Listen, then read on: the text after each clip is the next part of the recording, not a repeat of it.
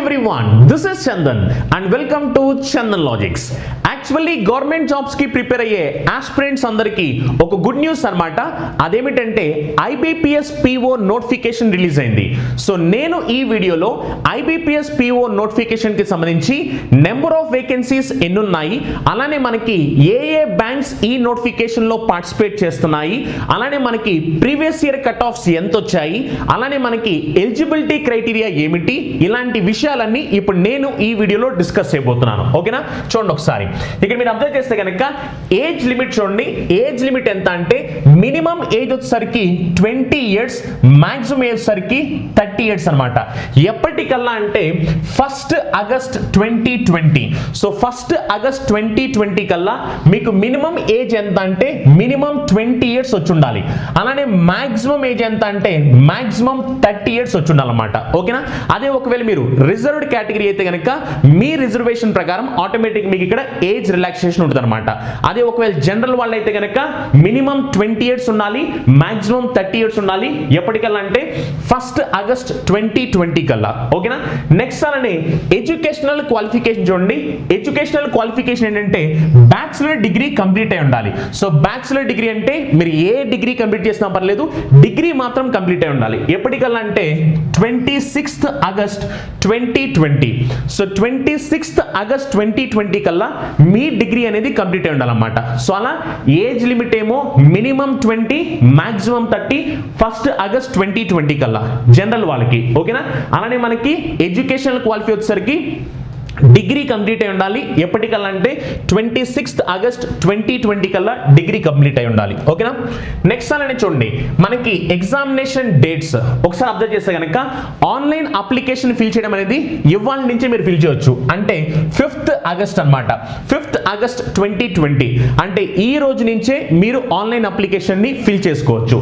Next అలానే మనకి ఈ అప్లికేషన్ ఫిల్ చేయడానికి లాస్ట్ డేట్ ఏమిటంటే ఈ మంత్ 26th అనమాట. ఓకేనా, చాలా మంది మళ్ళీ లాస్ట్ డేట్ వరకు వెయిట్ చేస్తారు. లాస్ట్ డేట్ వరకు ఎట్టి పరిస్థితుల్లో వెయిట్ చేయకూడదు. ఎందుకంటే మళ్ళీ లాస్ట్ డేట్ వరకు వచ్చేసరికి ఏమవుతుందంటే సర్వర్స్ అనేవి చాలా హ్యూజ్ రష్ లో ఉంటాయి అనమాట. సో అందుకనే మీరు యాజ్ ఎర్లీ యాజ్ పాసిబుల్ ఎంత త్వరగా అప్లై చేయగలిగితే అంత త్వరగా అప్లై చేయడం బెస్ట్. ఓకేనా, so last date 26th, starting date వచ్చేసరికి ఈ రోజు నుంచే 5th ఆగస్ట్ అనమాట. ఓకేనా, నెక్స్ట్ అలా చూడండి ప్రిలిమినరీ ఎగ్జామినేషన్ ఎప్పుడు జరగబోతుంది. ప్రిలిమినరీ ఎగ్జామ్ ఎప్పుడంటే 3rd, 10th అలానే 11th October. So 3rd, 10th, 11th October లో ప్రిలిమ్స్ ఎగ్జామినేషన్ జరుగుద్ది. నెక్స్ట్ అలానే మెయిన్స్ ఎగ్జామ్ చూడండి. మెయిన్స్ ఎగ్జామ్ ఎప్పుడంటే 26th నవంబర్ మంత్ లో 26th డేట్ న మనకి మెయిన్స్ ఎగ్జామినేషన్ జరుగుద్ది. నెక్స్ట్ అలానే అలాట్మెంట్ ఎప్పుడు ఉండొచ్చు. అలాట్మెంట్ ఎప్పుడంటే in the month of April 2021. So 2021 April month లో మనకి అలాట్మెంట్ ఉంటుంది అనమాట. ఓకేనా, సో అలా మీరు ఎవరైనా అప్లై చేసేది ఉంటే కనుక చూడండి మనకి ఇంపార్టెంట్ డేట్స్ ఏంటంటే ఇవాళ నుంచి అప్లికేషన్ స్టార్ట్ అవుద్ది, 26th కల్లా ఎండ్ అయిపోద్ది. సో మీరు లాస్ట్ వరకు వెయిట్ చేయకుండా as early as possible apply చేసేయండి. నెక్స్ట్ చూడండి సెలక్షన్ ప్రాసెస్ ఎలా ఉండబోతుంది. సెలక్షన్ ప్రాసెస్ ఎలా ఉండబోతుందంటే మనకి ఫస్ట్ స్టేజ్ లో ప్రిలిమినరీ ఎగ్జామినేషన్ జరుగుద్ది. నెక్స్ట్ ఎవరైతే ఈ ప్రిలిమినరీ ఎగ్జామినేషన్ ని క్లియర్ చేస్తారో వాళ్ళకి మాత్రమే నెక్స్ట్ మెయిన్స్ ఎగ్జామినేషన్ రాసే ఛాన్స్ ఉంటుంది. ఈ మెయిన్స్ ఎగ్జామినేషన్ లో మనకి ఏంటంటే మనకి మళ్ళీ 2 డిఫరెంట్ కేటగిరీస్ ఉంటాయి అనమాట. అవి ఇప్పుడు నేను నెక్స్ట్ డిస్కస్ చేస్తాను. నెక్స్ట్ ఏంటంటే మనకి ఫైనల్ గా ఇంటర్వ్యూ కూడా ఉంటుంది అనమాట. అలా మొత్తం 3 స్టేజెస్ అనమాట.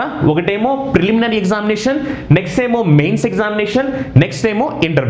ఓకేనా, నెక్స్ట్ చూడండి ఇప్పుడు మనకి ప్రిలిమినరీ ఎగ్జామినేషన్ లో ఏమేమి వస్తాయి అబ్జర్వ్ చేయండి ఒకసారి. ప్రిలిమినరీ ఎగ్జామినేషన్ లో మనకి ఇంగ్లీష్ లాంగ్వేజ్ ఉంటుంది, అలానే క్వాంటిటేటివ్ ఆప్టిట్యూడ్ ఉంటుంది, అలానే రీజనింగ్ ఎబిలిటీ ఉంటుంది. ఇలా 3 సబ్జెక్టులకి సంబంధించి మనకి ప్రిలిమినరీ ఎగ్జామినేషన్ జరుగుద్ది. ఇంగ్లీష్ లాంగ్వేజ్ చూస్తే కనుక మీకు మొత్తం 30 క్వశ్చన్స్ ఉంటాయి, 30 మార్క్స్. ఓకేనా, మొత్తం టైం వచ్చేసరికి 20 మినిట్స్ మాత్రమే. మీరు 20 మినిట్స్ లో ఈ 30 క్వశ్చన్స్ ని మార్క్ చేయాల్సిన అవసరం ఉంది. సేమ్ టు సేమ్ అలానే మనకి క్వాంటిటేటివ్ ఆప్టిట్యూడ్ చూస్తే కనుక మొత్తం మనకి 35 క్వశ్చన్స్ ఉంటాయి. మనకి మాక్సిమం మార్క్స్ వచ్చేసరికి 35 మార్క్స్, కానీ టైం మాత్రం మళ్ళీ 20 మినిట్స్ టైమే. ఓకేనా, అలానే రీజనింగ్ ఎబిలిటీ చూస్తే కనుక మొత్తం 35 క్వశ్చన్స్, మాక్సిమం మార్క్స్ వచ్చేసరికి 35, మళ్ళీ టైం లిమిట్ వచ్చేసరికి 20 మినిట్స్ మాత్రమే. అలా మొత్తం మనకి ఏంటంటే 100 క్వశ్చన్స్ ఉంటాయి, మార్క్స్ వచ్చేసరికి 100 మార్క్స్ అన్నమాట. అలానే మనకి టైం చూస్తే కనుక మొత్తం మనకి టైం ఎంత అంటే 60 మినిట్స్ టైం, అంటే మనకి 1 అవర్ టైం. సో 1 అవర్లో మీరు ఏం చేయాలంటే 100 క్వశ్చన్స్ని మార్క్ చేయాల్సిన అవసరం ఉంది. అండ్ ఇంకొక ఇంపార్టెంట్ విషయం ఏంటంటే మనకి సెక్షనల్ టైం లిమిట్ కూడా ఉంటుంది. చూడండి ఇక్కడ సెక్షనల్ టైం లిమిట్ కూడా, ప్రతి సెక్షన్కి మీరు 20 మినిట్స్ కన్నా ఎక్కువ స్పెండ్ చేయడం కుదరదు. మ్యాక్సిమం 20 మినిట్స్ అనమాట. సో ఇది ఇంగ్లీష్ రాసినా, లేదనుకుంటే మీరు క్వాంటిటేటివ్ యాప్టిట్యూడ్ రాసినా, రీజనింగ్ ఎబిలిటీ రాసినా, ఏం రాసినా సరే మీకు 20 మినిట్స్ అనమాట. ఒక్కొక్క సెక్షన్కి మ్యాక్సిమం టైం లిమిట్ 20 మినిట్స్. 20 మినిట్స్లో ఆటోమేటిక్గా మీకు ఆ సెక్షన్ కంప్లీట్ అయిపోద్ది. అలా ఏంటంటే మీకు సెక్షనల్ కట్ ఆఫ్ ఉంటుంది, అలానే ఓవరాల్ కట్ ఆఫ్ ఉంటుంది. అండ్ ఇంకోటి చూడండి, మనకి ఇక్కడ 35 క్వశ్చన్స్కి 35 మార్క్స్ అని చెప్పాం. అలా మనకి ఏంటంటే నెగిటివ్ మార్కింగ్ కూడా ఉంటుంది అనమాట. ఒకవేళ మీరు రైట్ ఆన్సర్ చెప్తే కనుక అండ్ రైట్ ఆన్సర్ ని మార్క్ చేస్తే 1 మార్క్ ఇస్తారు. అదే ఒకవేళ మీరు కనుక రాంగ్ ఆన్సర్ ని మార్క్ చేస్తే 1/4 అంటే 0.25 మార్క్ ని డిడక్ట్ చేస్తారన్నమాట. ఓకేనా? సో అలా ఏంటంటే మనకి నెగిటివ్ మార్కింగ్ ఉంటుంది, అలానే సెక్షనల్ కట్ ఆఫ్ ఉంటుంది, ఓవరాల్ కట్ ఆఫ్ ఉంటుంది. సో ఇవన్నీ మైండ్లో పెట్టుకుని జాగ్రత్త ఎగ్జామినేషన్ రాయాల్సిన అవసరం ఉంటుంది అనమాట. ఓకేనా? అండ్ ఇక్కడ మీరు చూస్తే మనకి జస్ట్ 1 అవర్ టైం మాత్రమే, కానీ క్వశ్చన్స్ మాత్రం 100 క్వశ్చన్స్. సో ఈ 1 అవర్ టైంలో మీరు 100 క్వశ్చన్స్ని మార్క్ చేయాలంటే మీ స్ట్రాటజీ ఎలా ఉండాలి అనేది కూడా మీరు ప్లాన్ చేసుకోవాలన్నమాట. ఎందుకంటే మనకి ఎగ్జామినేషన్లో క్వశ్చన్స్ ఎక్కువ క్వశ్చన్లు ఉంటాయి, కానీ మనకి టైం మాత్రం తక్కువ టైం ఉంటుంది. ఈ తక్కువ టైంలో ఎక్కువ క్వశ్చన్లు మార్క్ చేయాలంటే మీరు పక్కన వాళ్ళకన్నా చాలా తెలివిగా ఆలోచించాలి. మరి పక్కన వాళ్ళకన్నా చాలా తెలివిగా ఆలోచించాలంటే వాళ్ళకన్నా మీ స్ట్రాటజీ చాలా బాగుండాలి. ఎప్పుడైతే మీ స్ట్రాటజీ పక్కన వాళ్ళకన్నా చాలా బాగుంటుందో అప్పుడు మాత్రమే మీరు పక్కన వాళ్ళని బీట్ చేసి ఎగ్జామినేషన్ని క్రాక్ చేయడానికి పాసిబిలిటీస్ ఉంటాయి అనమాట. సో అందుకని ఏంటంటే మీ స్ట్రాటజీస్ అనేవి చాలా ఇంపార్టెంట్. సో మీకు ప్రాపర్ స్ట్రాటజీ కావాలంటే ఫస్ట్ మీరు ఏం చేయాలి, ప్రాపర్ గైడెన్స్ ఉండాలి, అలానే మీ వైపు నుంచి ప్రాక్టీస్ కూడా జరగాలి. ఎప్పుడైతే మీకు ప్రాపర్ గైడెన్స్ అలానే మీరు ప్రాక్టీస్ చేస్తారో అప్పుడు మీరు జాబ్ని క్రాక్ చేయడం చాలా ఈజీ అనమాట. ఓకేనా? అలా ఏంటంటే ప్రిలిమినరీ ఎగ్జామినేషన్లో మనకి చెప్పాం కదా మొత్తం 3 సెక్షన్స్. అండ్ ఇంకోటి ఏంటంటే ప్రిలిమినరీ ఎగ్జామినేషన్ అనేది జస్ట్ ఆ మార్క్స్ వల్ల మీరు మెయిన్స్ ఎగ్జామినేషన్కి ఎలిజిబిలిటీని సంపాదిస్తారు అంతే. కానీ ప్రిలిమినరీ ఎగ్జామినేషన్లో వచ్చిన మార్క్స్ ఏవైతే ఉన్నాయో దానికి మనం ఏవైతే ఫైనల్గా ఉంటుందో దాంట్లో ఎలాంటి ఎడిషన్ ఉండదు. జస్ట్ మీకు యూజువల్గా ఏంటంటే ప్రిలిమినరీ ఎగ్జామినేషన్లో ఏవైతే మార్క్స్ వస్తాయో ఆ మార్క్స్ని బేస్ చేసుకుని మీకు మెయిన్స్ ఎగ్జామినేషన్ రాసే ఛాన్స్ వస్తుందన్నమాట. కానీ ప్రిలిమినరీ ఎగ్జామినేషన్లో వచ్చిన మార్క్స్కి ఎలాంటి వాల్యూ ఉండదన్నమాట. జస్ట్ అది మెయిన్స్ ఎగ్జామినేషన్ రాయడానికి ఒక ఎలిజిబిలిటీ మాత్రమే. ఓకేనా? నెక్స్ట్ చూడండి, మెయిన్స్ ఎగ్జామినేషన్ చెప్పాం కదా. మెయిన్స్ ఎగ్జామినేషన్ ఏమేమి వస్తాయంటే రీజనింగ్ అండ్ కంప్యూటర్ యాప్టిట్యూడ్, అంటే మనకి రీజనింగ్కి సంబంధించి అలానే కంప్యూటర్ అవేర్నెస్ సంబంధించి కూడా మనకి క్వశ్చన్స్ వస్తుంటాయి అనమాట. అలా చూడండి మొత్తం ఎన్ని క్వశ్చన్స్ అంటే 45 క్వశ్చన్స్, కానీ మనకి మ్యాక్సిమం మార్క్స్ చూడండి 60 మార్క్స్ అనమాట. ఓకేనా? మొత్తం మనకి 45 క్వశ్చన్స్ ఉంటాయి, 60 మార్క్స్. ఇక్కడ మీరు అబ్జర్వ్ చేస్తే కనుక మీకు టైం చూడండి 60 మినిట్స్ టైం ఇచ్చారు, అంటే మనకు ఆల్మోస్ట్ 1 అవర్ టైం అనమాట. ఈ 1 అవర్ టైంలో మీరు మార్క్ చేయాల్సింది 45 క్వశ్చన్స్ మాత్రమే. అంటే ఒకవేళ మీరు తెలివిగా ప్లాన్ చేసుకుంటే కనుక ఇక్కడ 45 అవుట్ ఆఫ్ 45 ని కూడా స్కోర్ చేసుకోవచ్చు. ఎందుకంటే మీకు ఇక్కడ ఆల్మోస్ట్ 60 మినిట్స్ టైం ఉందన్నమాట, అంటే 1 అవర్ టైం ఉంది. ఏది రీజనింగ్ అండ్ కంప్యూటర్ అవేర్నెస్ రెండు సంబంధించి. సో అలా మీకు ఏంటంటే జస్ట్ 45 క్వశ్చన్స్ ఉన్నాయి, కానీ టైం మాత్రం 60 మినిట్స్ టైం. సో అందుకనే ఈ 45 క్వశ్చన్స్ ని 60 మినిట్స్ లో కాబట్టి ఆల్మోస్ట్ మీరు 45 కి 45 మార్క్స్ కూడా స్కోర్ చేసే ఛాన్స్ ఉంది. అందుకని ఏంటంటే ఎప్పుడు మీరు మీకు ఉన్న ఎగ్జామినేషన్ ఉన్న అడ్వాంటేజెస్ ఏమిటి, డ్రాబ్యాక్స్ ఏమిటి, ఇవన్నీ మీరు జాగ్రత్తగా అబ్జర్వ్ చేయాలి. ఇవన్నీ అబ్జర్వ్ చేసి ఎవరైతే ప్లాన్ చేసుకుని ఒక స్ట్రాటజీ ప్రకారం ప్రిపేర్ అవుతారో వాళ్ళకి మాత్రమే జాబ్లు వస్తాయి అనమాట.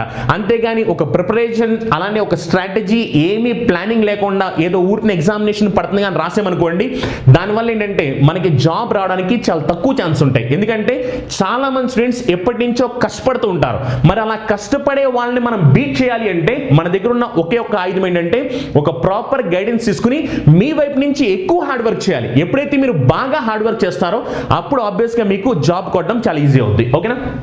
నెక్స్ట్ అలానే చూడండి, నెక్స్ట్ దీంట్లో ఏంటంటే మనకి జనరల్ అవేర్నెస్ ఉంటుంది, అలానే బ్యాంకింగ్ అవేర్నెస్ ఉంటుంది. దీనికి వచ్చేసరికి మొత్తం క్వశ్చన్స్ ఏంటంటే 40 క్వశ్చన్స్ అనమాట. మ్యాక్సిమం మార్క్స్ వచ్చేసరికి ఎంత అంటే 40 మార్క్స్. అలానే మనకి ఇక్కడ టైం లిమిట్ చూడండి 35 మినిట్స్ టైం అనమాట. అండ్ చూడండి అక్కడ ఈ లాంగ్వేజ్ ఏంటంటే ఇంగ్లీష్ హిందీ లాంగ్వేజ్లో జరుగుతాయి. మనకి లాంగ్వేజ్ వచ్చేసరికి మళ్ళీ మనకి తెలుగు లాంగ్వేజ్లో ఈ క్వశ్చన్ పేపర్స్ రావు. ఓకేనా? ఇంగ్లీష్ హిందీ ఈ రెండు లాంగ్వేజ్లో మాత్రమే మనకి క్వశ్చన్ పేపర్స్ రావడం జరుగుతుంది. అలా మనకి జనరల్ అవేర్నెస్, బ్యాంకింగ్ అవేర్నెస్ లో number of questions 40, maximum marks 40, time limit వచ్చేసరికి 35 మినిట్స్. ఎందుకంటే ఇక్కడ కూడా మళ్ళీ దేనికి దానికి సెక్షన్ వైజ్ టైం లిమిట్ అనమాట. అలా 35 మినిట్స్ అనమాట. నెక్స్ట్ చూడండి ఇంగ్లీష్ లాంగ్వేజ్. చూడండి ఇంగ్లీష్ లాంగ్వేజ్ ఏంటంటే మనకి నెంబర్ ఆఫ్ క్వశ్చన్స్ ఏంటంటే 35 క్వశ్చన్స్ అనమాట. 35 క్వశ్చన్స్, మాక్సిమం మార్క్స్ ఏంటంటే 40 మార్క్స్ అనమాట. So 35 questions, maximum marks 40 marks. Language సరికి ఇంగ్లీష్ కాబట్టి ఓన్లీ ఇంగ్లీష్ లాంగ్వేజ్ లో జరుగుతుంది. ఓకేనా? అలానే మనకి టైం లిమిట్ వచ్చేసరికి ఎంత అంటే 45 మినిట్స్ టైం లిమిట్ అనమాట. ఓకేనా? ఇంగ్లీష్ కి. నెక్స్ట్ ఇక్కడ అబ్జర్వ్ చేయండి ఒకసారి. ఇక్కడ మీరు చూస్తే ఏంటంటే ఇక్కడ data analysis and data interpretation అని ఇచ్చారన్నమాట.